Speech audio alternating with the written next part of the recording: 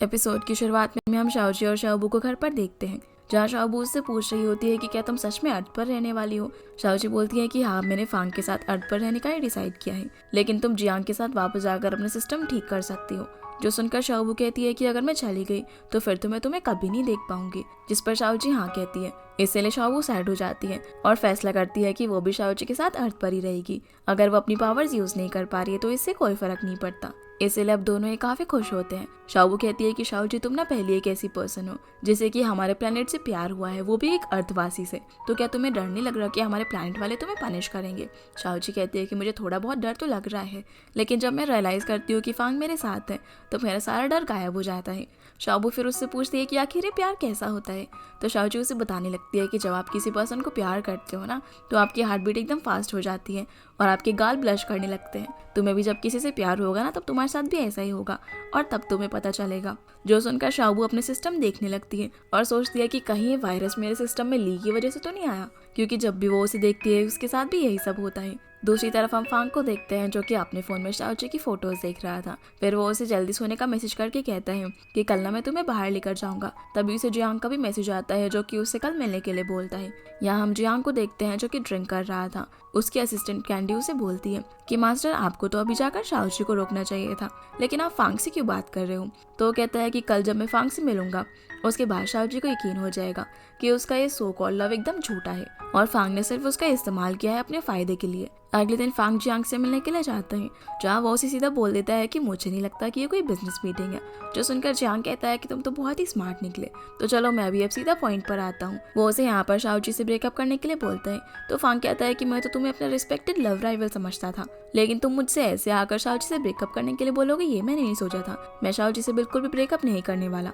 तो जियांग यहाँ पर उसे अपना मैजिक दिखाने लगता है। वो उसके सामने अपने जादू से ग्लास को तोड़ देता है, फिर उसे ठीक भी कर देता है और फांग को बताता है कि मैं केप टाउन प्लैनेट का रहने वाला हूँ और मेरा रियल नाम नंबर 11 है।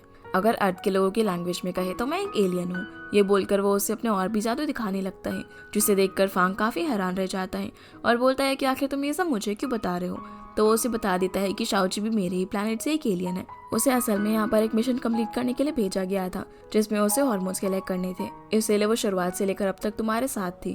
वो तुमसे कोई प्यार व्यार नहीं करती। ये सब कहकर वो फांग को यहाँ से जाने के लिए बोलता है और उसने फांग को ये सब इसलिए बताया था क्योंकि उसे लग रहा था कि ये सब जानने के बाद फांग तो शाओजी को छोड़ देगा। जिसके बाद हम शाओजी को देखते हैं, जो कि फांग से मिलने के लिए काफी अच्छे से तैयार होकर आई थी और उसका वेट कर रही थी। जैसे ही फांग वहाँ पर आता है तो वो तो उसे देखकर काफी खुश हो जाती है, पर फांग उसके पास एकदम सीरियस मूड से आता है और उसे डायरेक्टली पूछता है कि क्या तुम मुझे प्यार करती हो। पहले तो वो इस बात का जवाब देने से शर्माने लगती है, लेकिन फिर वो उसे बोल देती है कि हाँ, मैं तुमसे प्यार करती हूँ। पर फांग उससे दोबारा पूछता है कि क्या तुम मुझसे सच में प्यार करती हो। शाओजी बोलती है कि अभी तो मैंने कहा, पर तुम्हें हो क्या गया है, आखिर कोई बात है क्या। फांग यहाँ उससे उसके मिशन के बारे में पूछता है तो शाओजी हैरान होकर बात को घुमाने की कोशिश करती है, लेकिन फांग बोलता है कि जियांग ने मुझे सब कुछ बता दिया है। जो सुनकर शाओजी फांग का हाथ पकड़ती है और उसे कहती है कि मैं भी तुम्हें ये सच्चाई बताने वाली थी, लेकिन मुझे समझ नहीं आ रहा था कि मैं तुम्हें ये कैसे बताऊं, और मुझसे पहले तुम्हें जियांग ने ही बता दिया। मैं अर्थ पर अपने मिशन के लिए आई थी और मैंने तुम्हारे साथ जो कुछ भी किया और तुम्हारी कंपनी ज्वाइन की, वो सिर्फ अपने मिशन के लिए की थी। लेकिन जब मैंने तुमसे कहा कि मैं तुमसे प्यार करती हूँ और मैं हमेशा तुम्हारे साथ रहूंगी, वो मैंने रियल में बोला था, क्योंकि मैं सच में तुमसे बहुत प्यार करती हूँ और मैं हमेशा तुम्हारे साथ ही रहना चाहती हूँ। पर कहीं तुम ऐसी इंसान तो नहीं जिसे एलियन से नफरत हो। अब यह फांग का परेशान चेहरा देखकर शाओजी बोलती है कि मुझे पता है कि ये सब तुम्हारे लिए एक्सेप्ट करना आसान नहीं है और अभी तुम्हें मिक्स्ड फीलिंग हो रही होगी, इसलिए फिलहाल के लिए मैं तुम्हें अकेला छोड़ देती हूँ। और सैड होकर धीरे धीरे यहाँ से जाने लगती है। पर तभी फांग एकदम से पीछे से आकर उसे हक कर लेता है और बोलता है कि मुझे इस बात से कोई फर्क नहीं पड़ता कि तुम इंसान हो या फिर एलियन, मैं तुमसे बहुत प्यार करता हूँ। जो सुनकर शाओजी भी काफी खुश होती है और फिर फांग से बोलता है कि तुम एलियन हो ना, तो चलो ये प्रूफ करके दिखाओ। जो सुनकर शाओजी कहती है कि तुम मेरी काबिलियत पर शक कर रहे हो, लो मैं अभी दिखाती हूँ, और उसे टेलीपोर्ट कर एक दूसरी जगह पर ले जाती है और पूछती है कि कैसा लगा। तो फांग जानबूझकर उसे बोल देता है कि अरे ये तो इतना भी इम्प्रेसिव नहीं था, और अब मैं सोचूं कि कभी कभी तुम एकदम से मेरे सामने कैसे आ जाया करती थी। शाओजी अब उसे अपना और मैजिक दिखाती है और टाइम स्टॉप कर देती है, जो देखकर फांग हैरान रह जाता है। फिर शाओजी यहाँ पर सारी चीजें ठीक करने लग जाती है। एक बच्चे का बैलून उड़ रहा था तो वो उसे पकड़कर उसके हाथ में दे देती है।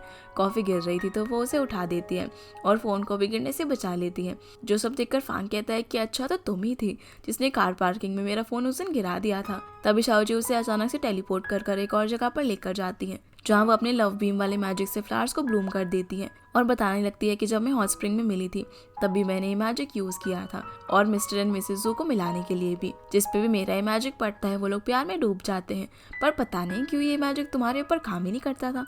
वैसे अच्छा ही हुआ, क्योंकि अगर ऐसा होता तो अब तक मैं ये मिशन कंप्लीट करके अपने घर भी जा चुकी होती। तो फांग कहता है कि हम दोनों का इस तरह मिलना और एक दूसरे के प्यार में पड़ना ये सब हमारी किस्मत में लिखा हुआ था, और यहाँ ये दोनों किस करने ही वाले थे। पर तभी शाओची को भूख लग जाती है, इसीलिए फांगो से डिनर कराने के लिए लेकर जाता है। पर रास्ते में इतना ज्यादा ट्रैफिक था कि वो दोनों तो बेचारे बीच में ही अटक जाते हैं। इसलिए अब शाओची टाइम को स्टॉप करके उनकी कार को हवा में उड़ा देती है।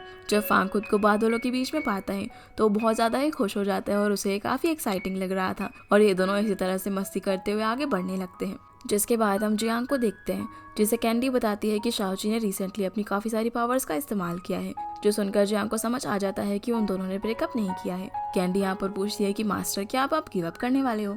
जियांग सोचता है कि अगर वो इन दोनों को बार बार अलग करने की कोशिश करता रहेगा तो शाओची उसे हेट करेगी, लेकिन अगर वो ऐसा नहीं करेगा तो शाओची को प्लैनेट से पनिशमेंट मिलेगी, जो कि वो बिल्कुल भी नहीं चाहता। इसलिए वो डिसाइड करता है कि चाहे शाओची उसे कितना भी हेट करे वो नहीं रुकने वाला, यानी कि अब वो दूसरा तरीका अपनाएगा फांग और शाओची को अलग करने का। इधर हम शाओबू को देखते हैं जो कि घर पर साथ बैठी हुई थी और सोचती है कि शाओची अभी तक नहीं आई। तभी हम शाओची को देखते हैं जो कि फांग के साथ घर के बाहर आ गई थी, और वो दोनों एक दूसरे को हक कर रहे होते हैं, जिनकी आवाज सुनकर शाओबू भी उसे कैमरा से देखने लगती है और भी ज्यादा सैड हो जाती है। जैसे ही शाओची घर के अंदर आती है तो उसे देखकर हैरान हो जाती है और उसे परेशान देखकर पूछती है कि तुम्हें क्या हुआ है।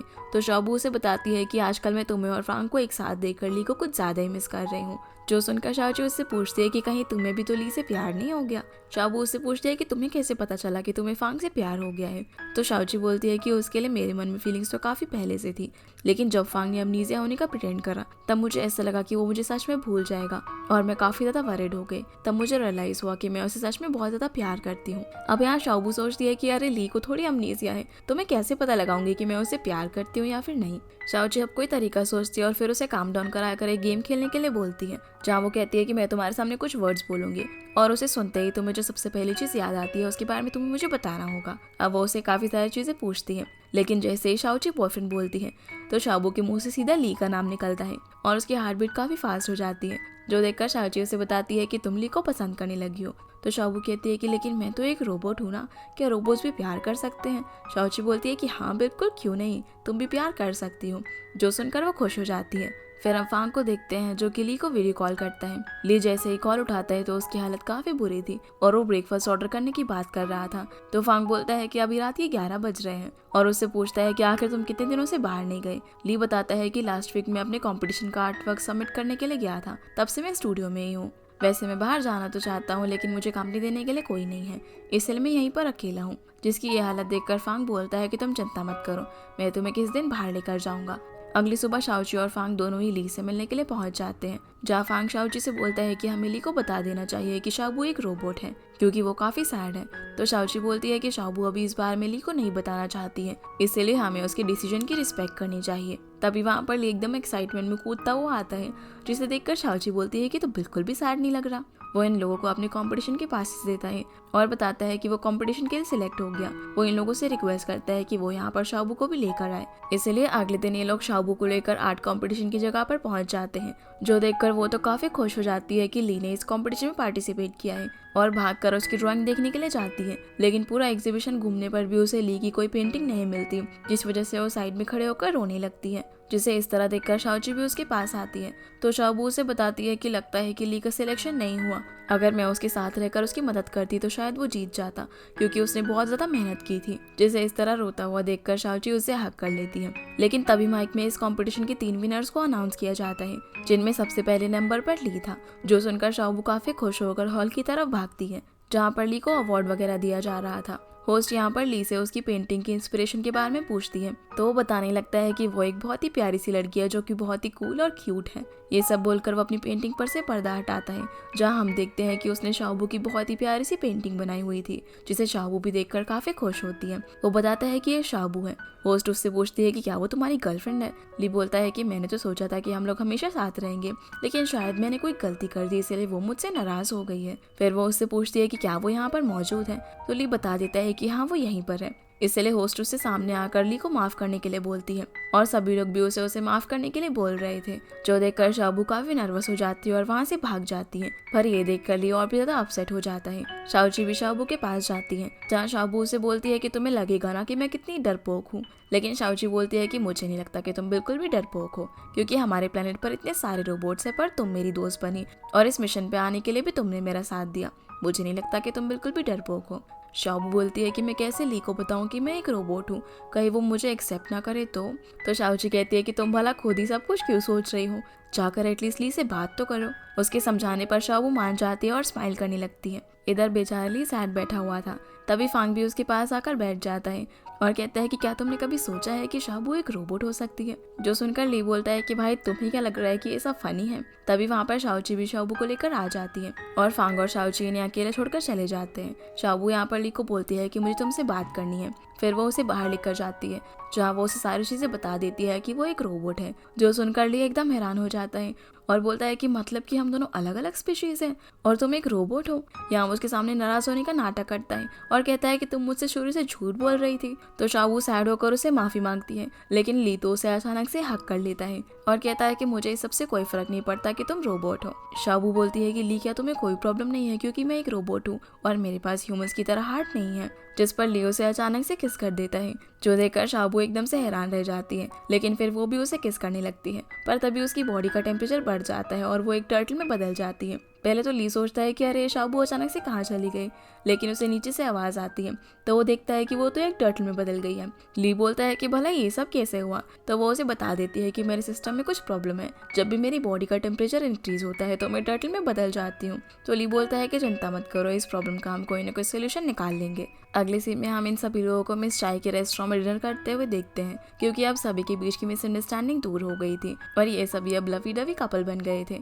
अब यहाँ जूस देते वक्त ली के हाथ से जार गिरने ही वाला था, जिसे शाओची अपनी पावर से रोक देती है और शाओबू टिश्यू पेपर्स लेने के लिए अपने मैजिक का इस्तेमाल करती है, जो देखकर मिस चाय और डॉक्टर जैंग दोनों ही हैरान रह जाते हैं कि आखिर ये सब क्या हो रहा है। तो फांग झूठ बोल देता है कि शाओबू और शाओची ने एक मैजिक शो के लिए परफॉर्मेंस तैयार कर रहे हैं, लेकिन शाओची बोलती है कि अब हमें मिस चाय को भी सच बता देना चाहिए। तो शाओबू उन्हें बता देती है कि वो और शाओची दोनों ही एलियंस हैं और उन्होंने ये बात अभी तक उनसे इसलिए छुपा कर रखी थी क्योंकि उनके प्लेनेट के रूल के हिसाब से वो ये बात अर्थ के लोगों को नहीं बता सकते थे। जो सुनकर वो पहले तो डॉक्टर जैंग को पिंच करने के लिए बोलती है, तो ये दोनों एक दूसरे को पिंच करते हैं। पर फिर मिस चाय बोलती है कि अरे तुम दोनों ने ये बात मुझे पहले क्यों नहीं बताई, तुम्हारे मैजिक का इस्तेमाल करके हम लोग कितने सारे पैसे कमाते और मैं 2-4 डिजाइनर बैग्स और खरीद लेती। जो सुनकर सभी लोग हंसने लगते हैं। मिस चाय कहती है कि भला मैं तुम दोनों से नाराज कैसे हो सकती हूँ, क्योंकि तुम दोनों को तो मैंने पहले ही अपनी फैमिली मान लिया है। जो सुनकर शाओची और शाओबू दोनों ही मिस चाय को गले लगा लेते हैं। अब डॉक्टर जैंग फांग और ली को बोलते हैं कि अरे तुम दोनों भाई भाई हो और तुम दोनों को ही एलियन से प्यार हो गया है, तो क्या तुम लोगों के बीच में कम्युनिकेशन बैरियर्स नहीं है।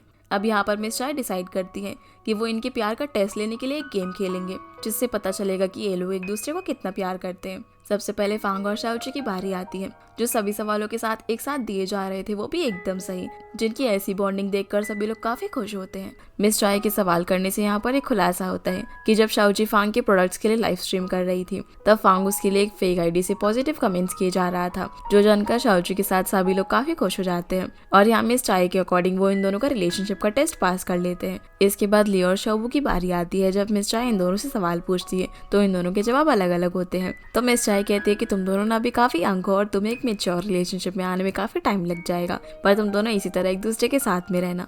अब शाओबू मिस चाय और डॉक्टर जैंग को भी ये गेम खेलने के लिए बोलती है, लेकिन शाओची बोलती है कि नहीं अब हम कोई और गेम खेलेंगे। इसलिए अब अगले गेम में तीनों फीमेल्स अपने अपने पार्टनर की बैक पर बैठ जाती हैं, जहाँ पर बेचारे ली की तो हालत खराब हो रही थी, लेकिन फांग तो ये 3 मिनट तक काफी आसानी से करे जा रहा था और ली को बोलता है कि मैंने तुमसे कहा था ना कि तुम भी रेगुलर जिम जाया करो। पर शाओबू ली को इस हालत में नहीं देख पाती, इसलिए उसे एक आइडिया आता है और वो ली को किस करके अपना बॉडी का टेम्परेचर बढ़ा देती है, जिससे वो एक टर्टल में बदल जाती है और फिर ले उसे आराम से होल्ड कर पा रहा था।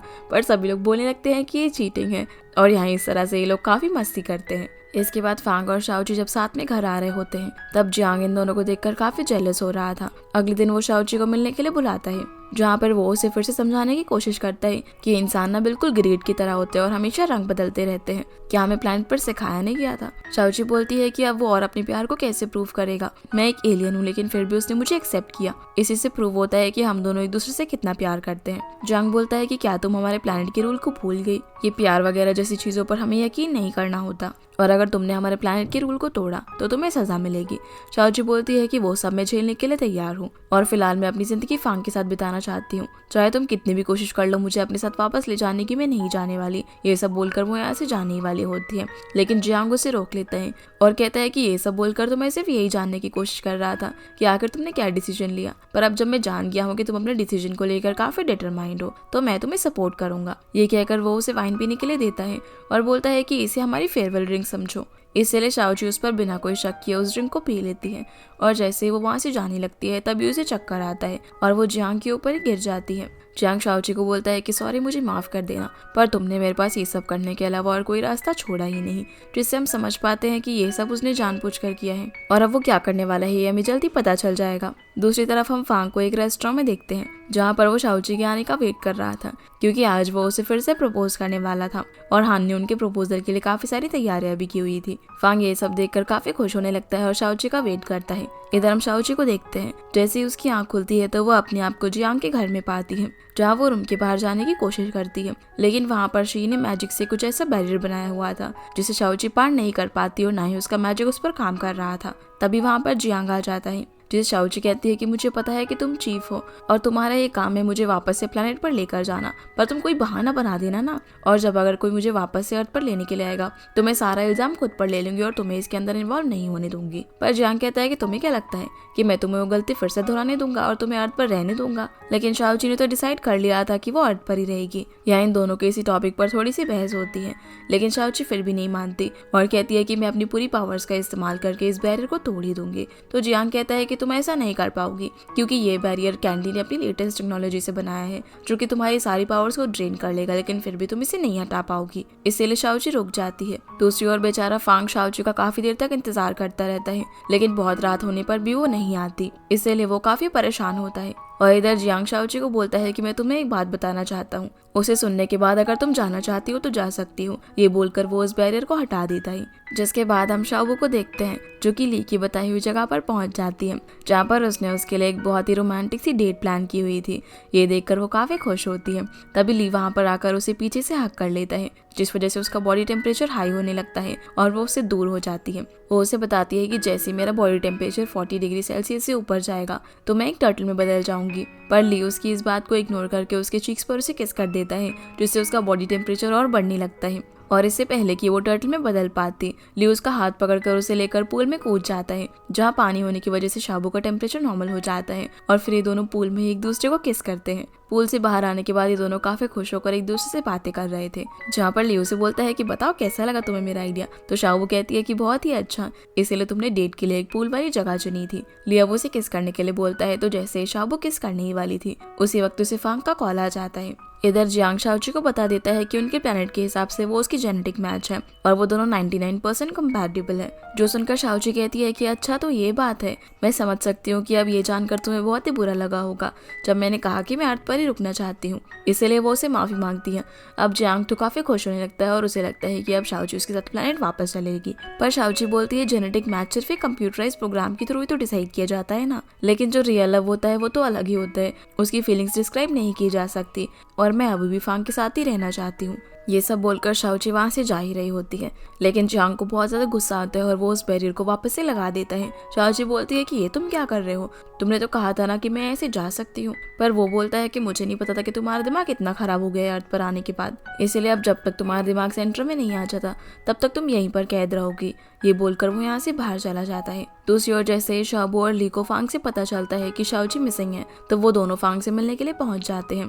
वो लोग उसका काफी फोन वगैरह भी ट्राई करते हैं लेकिन कुछ फायदा नहीं होता। शाबू फांग को बोलती है कि मुझे तो लगा था कि शाओची तुम्हारे साथ है वैलेंटाइन डे सेलिब्रेट करने के लिए, पर फांग उसे बताता है कि वो तो मेरे पास पहुंची नहीं और उससे पूछने लगता है कि क्या मिस चाय को पता हो सकता है कि वो कहाँ है। तो बताती है कि मिस चाय तो डॉक्टर ज़ांग के साथ सुबह ही एक ट्रिप पर निकल गई है। शाबू अब शाओची का सिग्नल ढूंढने का डिसाइड करती है जिससे उसे पता चल जाए कि वो कहाँ पर है, लेकिन उसे उसका कोई भी सिग्नल नहीं मिल पाता, जो देखकर वो काफी हैरान हो जाती है और उसके साथ साथ फांग और ली भी। वो इन लोगों को बताती है कि शायद ना कोई उसका सिग्नल ब्लॉक कर रहा है, लेकिन अर्थ पर तो कोई ऐसा सिग्नल ब्लॉकर है ही नहीं जो शाओची के ऊपर काम कर सके। पर तभी उन्हें जियांग के बारे में याद आता है और ये तीनों जियांग के घर पहुंच जाते हैं, जहाँ पर फांग उसके दरवाजा खोलते अंदर घुसने की कोशिश करता है, लेकिन जियांग उसे अंदर घुसने नहीं देता और बोलता है कि अभी वर्किंग आवर्स नहीं है तो तुम यहाँ पर क्या कर रहे हो। इसलिए फांग बिना बात घुमाए सीधा उसे शाओची के बारे में पूछता है, पर वो यहाँ पर अनजान बनने का नाटक करने लगता है और बोलता है कि मुझे क्या पता शाओची कहाँ पर है। शाबू उसे बोलती है कि तुमने उसका सिग्नल भी ब्लॉक करवा रखा है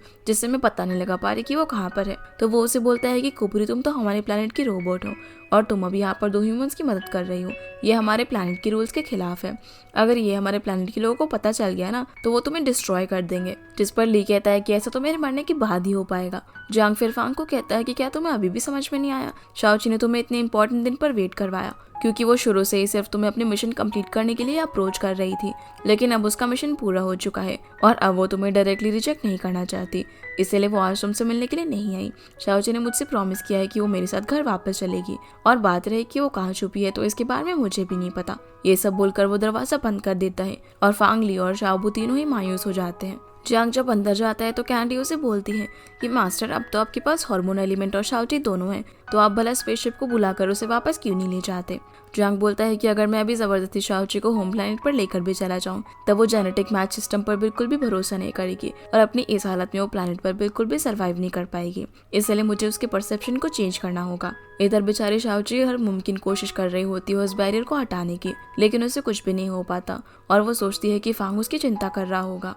फिर हम इन तीनों को मायूस होता हुआ घर जाते हुए देखते हैं, जहाँ पर फांग को परेशान देखकर ली बोलता है कि भाई तुम चिंता मत करो, शाओची जरूर से वापस आ जाएगी और उसके पास सुपर पावर्स भी तो है ना, तो कोई भी उसे बुली नहीं कर पाएगा। शाबू भी बोलती है कि हाँ शाओची काफी स्मार्ट है और वो भी कोई ना कोई तरीका ढूंढ रही होगी हम लोगों तक आने का। फांग कहता है कि जो भी हो, पर हमें जियांग की बातों से ये अंदाजा तो हो ही गया है कि शाओची के गायब होने में उसका हाथ है, इसलिए कल हम उसके ऑफिस जाने के बाद उसके घर जाएंगे। शाबू यहाँ पर बताती है कि जियांग के पास एक बहुत ही इंटेलिजेंट रोबोट है जिसका नाम कैंडी है और वो उससे निपटने का कोई तरीका ढूंढती है जो कि उसे मिल जाता है। अगली सुबह हम शाओची को देखते हैं जो कि कैंडी को बातों में फंसाने की कोशिश करती है, लेकिन वो उसकी बातों में नहीं आ रही होती, तो बीमार होने का नाटक करती है और बोलती है कि मुझे हॉस्पिटल जाना है। पर जब कैंडी उसे स्कैन करती है तो वो कहती है कि तुम बिल्कुल हेल्दी हो। शाओची फिर उसे कहती है कि अरे हम दोनों तो दोस्त है ना, तो एक दोस्त को ना दूसरे दोस्त की मदद करनी चाहिए, इसलिए तुम्हें मुझे यहाँ से बाहर निकलने में मदद करो। लेकिन वो इसके लिए भी नहीं मानती, तो शाओची उससे काफी ज्यादा परेशान हो जाती है। फिर हम शाबू, फांग और ली को देखते हैं जहाँ पर शाबू अपनी सिस्टम की मदद से जियांग के घर का इंटरनेट बंद कर देती है जिससे कि कैंडी का सिस्टम भी शट डाउन हो जाएगा और फिर शाबू खुद को वार्म करने लगती है ताकि वो टर्टल बनकर घर के अंदर चली जाए क्योंकि जियांग के ऑफिस जाने का टाइम हो रहा था। और अब जैसे ही जियांग बाहर आता है तो शाबू ली को किस करके टर्टल में बदल जाती है, फिर वो रोल करके उसके दरवाजे के वहाँ पर अटक जाती है जिससे कि दरवाजा बंद नहीं होता। और अब ये तीनों घर के अंदर घुस जाते हैं जहाँ पर शाबू चेक करती है तो उसे कैंडी का कोई सिग्नल नहीं मिलता। फिर वो फांग के कहने पर शाओची का भी सिग्नल चेक करती है, लेकिन शाओची का भी वहाँ पर कोई सिग्नल शो नहीं कर रहा था, इसीलिए सभी लोग अलग अलग होकर शाओची को ढूंढने लगते हैं। और यहाँ हम देखते हैं कि कैंडी शट डाउन नहीं हुई थी। दूसरी ओर जियांग अपने घर में लगे हुए कैमरे की मदद से सब कुछ देख रहा था कि ये लोग शाओची को उसके घर में ढूंढने के लिए आए हैं। कैंडी उसे बोलती है कि वो इन सभी लोगों को भगा क्यों नहीं देता, तो वो उसे बोलता है कि जब इन लोगों को शाओची नहीं मिलेगी तो ये लोग अपने आप ही वापस चले जाएंगे। और वो कैंडी को बैरियर को और ज्यादा स्ट्रॉन्ग करने के लिए बोलता है। ये सभी लोग शाओची को हर जगह पर ढूंढते हैं पर वो उन्हें कहीं पर भी नहीं मिलती। पर जैसे ही जियांग शाओची के रूम में जाता है तब शाओची तो फांग को देख पा रही थी, लेकिन फांग उसे बैरियर की वजह से नहीं देख पाता, इसलिए वो रूम से बाहर आ जाता है। पर पीछे से शाओची आवाज लगाकर उसे बुला रही थी, इसलिए वो फिर से चेक करने के लिए जा ही रहा होता है, लेकिन तभी शाओबू आ जाती है। तो फांग उसे बताता है कि मुझे ऐसा महसूस हुआ जैसे कि मैंने शाओची की आवाज सुनी हो, इसलिए वो फिर से अपने सिस्टम में उसे सर्च करने के लिए बोलता है, लेकिन कोई भी रिजल्ट नहीं मिलता। तो फिर ये लोग यहाँ से चले जाते हैं। शाओची इस वजह से काफ़ी दुखी होती है, तो कैंडी उसे बोलती है कि जब तक तुम मान नहीं जाती तब तक तुम्हें यहीं पर रहना पड़ेगा। अब जैसे ही दोपहर में जियांग घर आता है तो शाओची उसके सामने नाटक करने लगती है और कहती है कि मैं इतनी बेवकूफ़ कैसे हो सकती हूँ जो कि मैं तुम्हारी बातों को नहीं समझ रही थी। तुम सही थे जियांग, हमारा प्लानट ही सबसे अच्छा है और मैं ही प्यार व्यार जैसी बकवास चीज़ों में कैसे पढ़ सकती हूँ।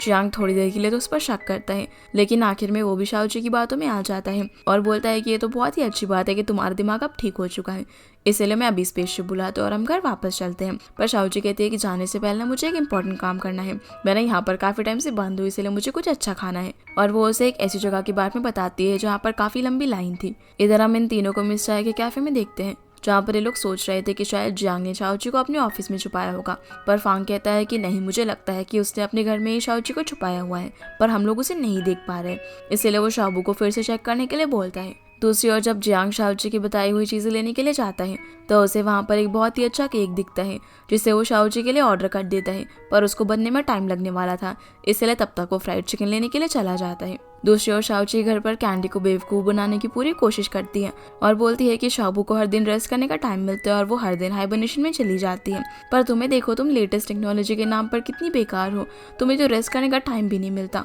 और अगर तुम मुझे हाइबरनेशन में जाकर दिखा दोगे तभी मैं मानूंगी कि तुम शाबू से बेटर हो। कैंडी यहाँ पर पहले तो उसकी बातों में नहीं आती, लेकिन जब शाओची उसे बोलती है कि अगर तुम हाइबरनेशन में चली भी गई तभी मैं इस बैरियर को तोड़कर बाहर थोड़ी निकल सकती हूँ, जिस पर कैंडी कहती है कि हाँ तुम बात तो सही कह रही हो और फिर वो हाइबरनेशन में चली जाती है, जिसके बाद शाओची अपनी पूरी ताकत लगाकर उस बैरियर को तोड़ देती है, जो चीज़ जियांग को भी महसूस हो जाती है और शाबू को भी उसका सिग्नल मिल जाता है। शाओची अब टेलीपोर्ट होकर फांग के पास जाने की कोशिश करती है, लेकिन उसने अपनी काफ़ी सारी पावर्स यूज़ कर ली थी, इसी वजह से अब वो और पावर्स यूज़ नहीं कर पा रही थी। वो भागते हुए फांग के घर पर जाती है, लेकिन वो उसे नहीं मिलता, तो वो समझ जाती है कि वो मिस चाय के पास होगा, इसलिए वो फटाफट से वहाँ पर जाने के लिए निकल जाती है।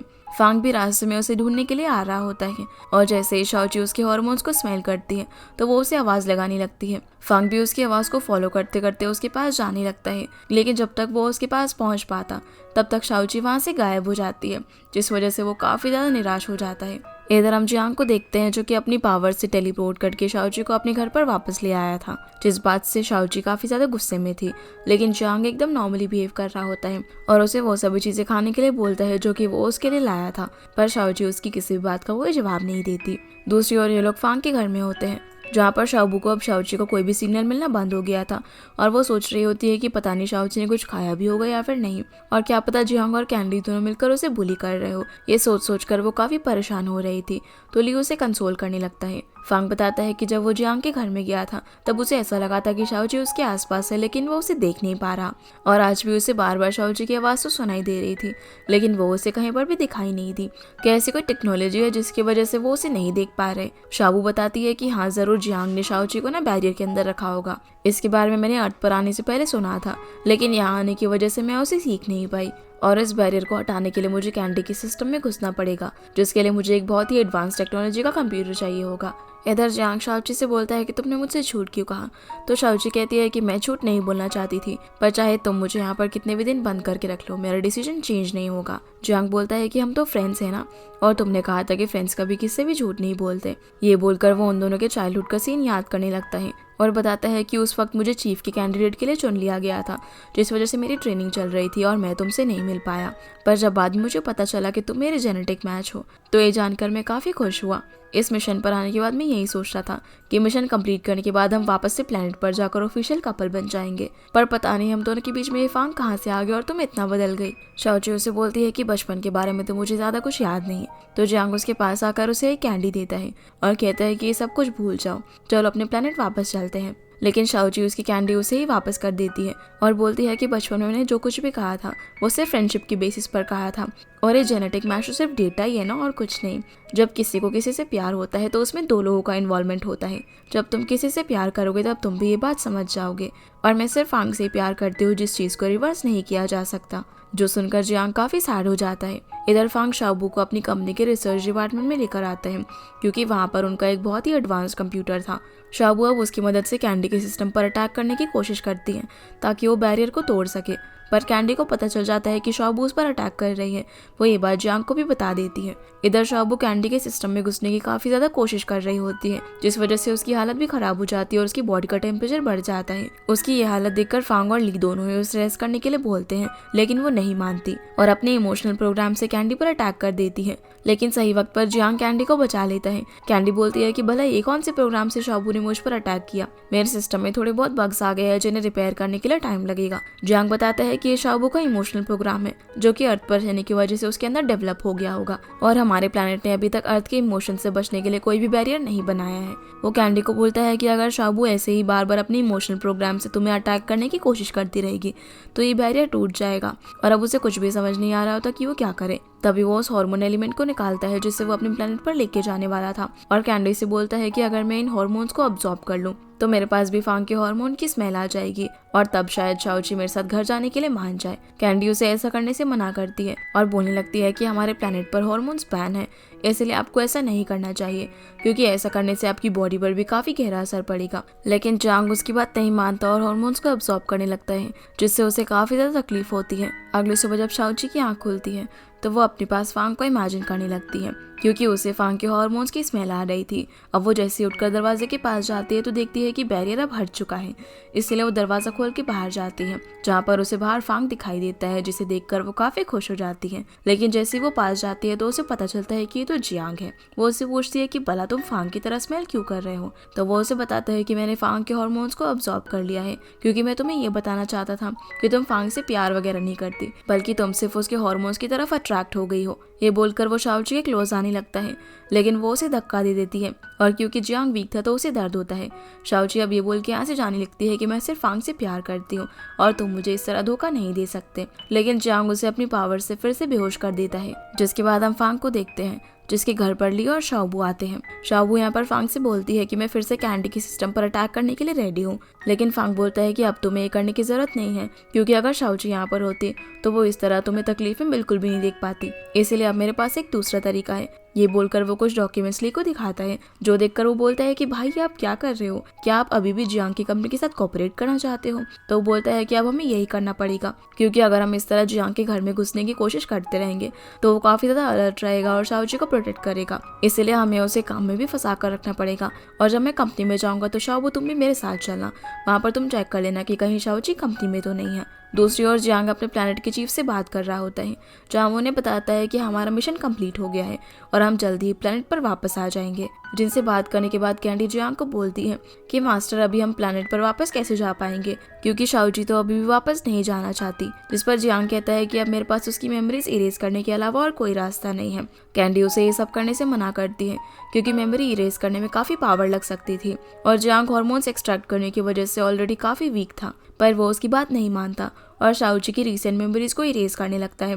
वो उसके दिमाग में ये बात भर देता है कि वो फांग के साथ सिर्फ मिशन के लिए थी और जियांग उसका जेनेटिक मैच है, इसलिए वो उसकी सारी बातें मानेगी। थोड़ी देर में जब शाओची उठती है तो वो जियांग को स्टार चीफ कहकर बुलाती है और पूछती है कि अब क्या करना है, जो सुनकर वो काफी खुश हो जाता है क्योंकि शाओची की मेमोरीज इरेज हो चुकी थी और वो उसे बोलता है कि तुम सिर्फ मेरे इंस्ट्रक्शन फॉलो करना। अगली सीन में हम देखते हैं कि फांग शाओबू के साथ जियांग की कंपनी में आता है और जब वो उसे उसके कैबिन में मिलने के लिए जाता है तो वो उसे बोलता है कि पहले तो तुम मुझे मेरे घर पर परेशान करने के लिए आए थे और अब कंपनी में भी आ गए। फांग बोलता है कि मैं तो तुमसे यहाँ पर काम के लिए बात करने आया हूँ और मैं चाहता हूँ कि हमारी कंपनी के बीच में जो कॉन्ट्रैक्ट था उसे तुम रीनेगोशिएट करो क्योंकि तुमने ने बताया ना कि तुम केप टाउन प्लैनेट के एलियन हो, तो तुमने कॉन्ट्रैक्ट के अंदर ही मेंशन नहीं किया कि तुम मुझे केप टाउन की करेंसी में पे करोगे या फिर अर्थ की करेंसी में।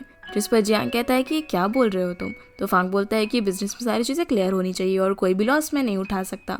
जियांग बोलता है कि अच्छा रुको, मेरी सेक्रेटरी को इस कॉन्ट्रैक्ट के बारे में ज़्यादा पता है तो मैं उससे बुलाता हूँ। तभी वहाँ पर शाओची आती है, जिसे देखकर फांग तो एकदम हैरान रह जाता है और वो उससे बात करने के लिए उसके पास जाता है, लेकिन शाओची ने एकदम रोबोट की तरह हो गई थी।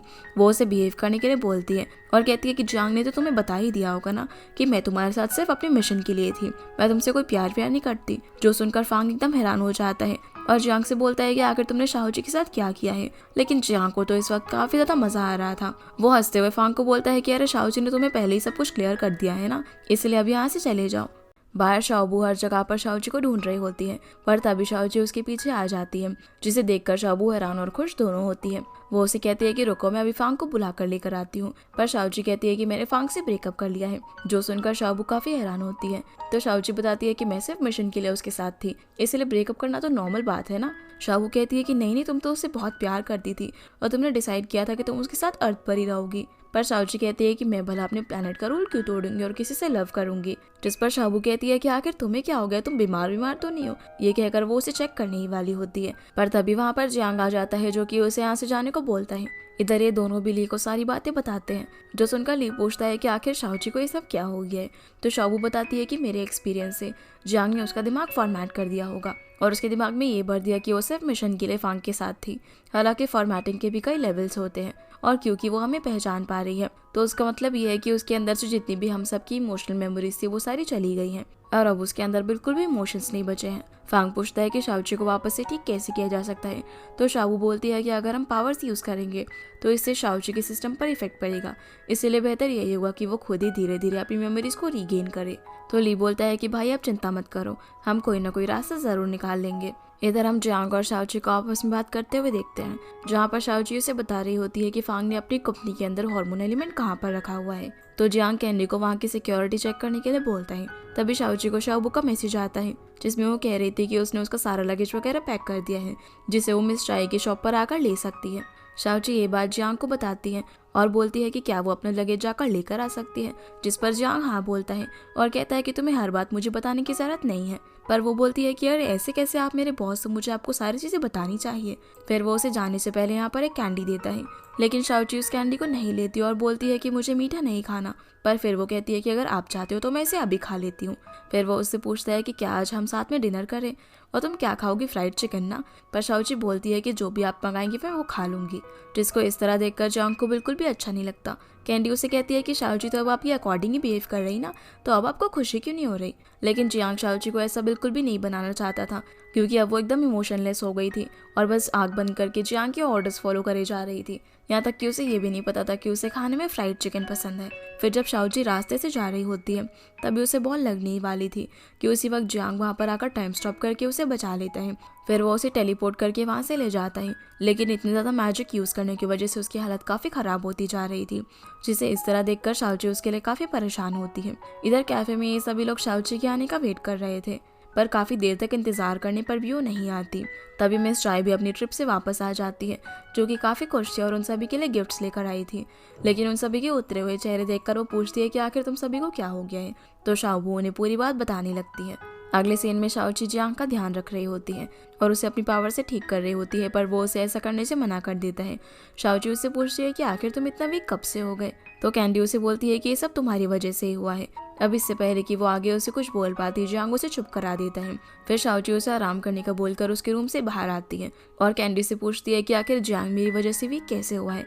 वो यहाँ पर उसे बताने लगती है कि कैसे जब वो पहले अर्थ पर आई थी तो फांग के साथ प्यार में पड़ने की वजह से उसे पनिशमेंट मिल रही थी, पर तब जियांग ने उसकी साइड लेकर उसे बचाया और फिर उसे कंपनसेट करने के लिए दोबारा अर्थ पर भेजा एक मिशन के लिए।